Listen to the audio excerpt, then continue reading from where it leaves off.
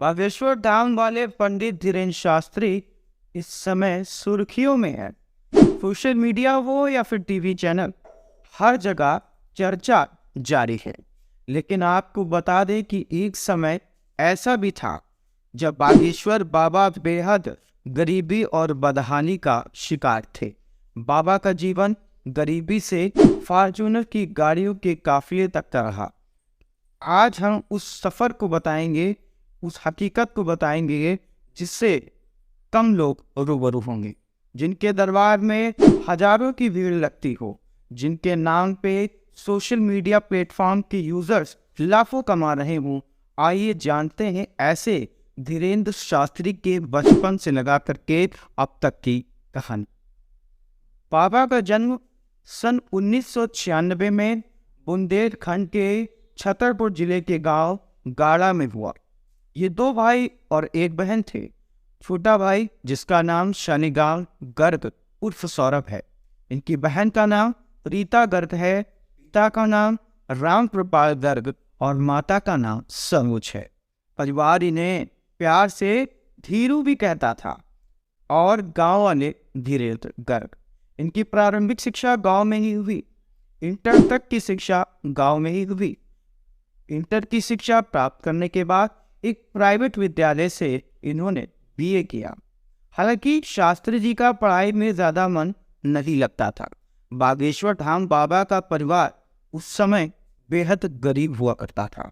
इनके पिता गांव में ही पुरोहित का कार्य करते थे। इनके बाबा भी पुरोहित का कार्य करते थे। लेकिन एक समय ऐसा आया जब धीरेन्द्र शास्त्री और उनके चाचा, जो इनके पिता भी पुरोहित थे और इनके चाचा भी पुरोहित थे, कई कारणों से आपस में मनमुटाव हुआ, जिसका नतीजा ये निकला कि पुरोहित चाचा और पिता के बीच में गांव में ही बंटवारा हो गया। यानी कि कुछ हिस्से में वो पुरोहित का कार्य करते थे और कुछ हिस्से में चाचा पुरोहित का कार्य करते थे।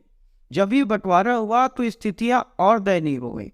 धीरेन्द्र शास्त्री के परिवार की हालत इतनी बुरी हो गई कि धीरेन्द्र की माँ सरोज भैंसों का दूध बेच बेच कर खर्च चलाने लगी। क्योंकि धीरेन्द्र घर के बड़े बेटे थे तो जिम्मेदारियां भी बढ़ने लगी थी। तो वे गांव में ही कथा सुनाने जाने लगे और फिर धीरे धीरे दूसरे गांवों में भी कथा सुनाने के लिए लोग उन्हें बुलाने लगे। बचपन से ही धीरेन्द्र शास्त्री के अंदर लोगों को प्रभावित करने का हुनर था, क्योंकि बाबा दिखने में सुंदर तो थे ही और बोलने में भी अच्छे थे।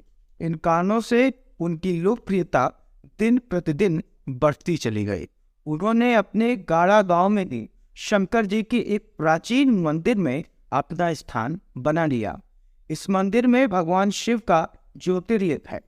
जब 2016 में उसी स्थान पर एक बड़ा यज्ञ आयोजित हुआ, उसी वक्त बालाजी की भगवान की मूर्ति भी वहां स्थापित हुई और तभी से यह स्थान बागेश्वर धाम नाम से जाने जाने लगा।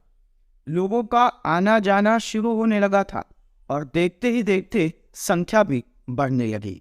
वही धीरेन्द्र गर्ग साधारण कथावाचक से बन गए महाराज धीरेन्द्र शास्त्री।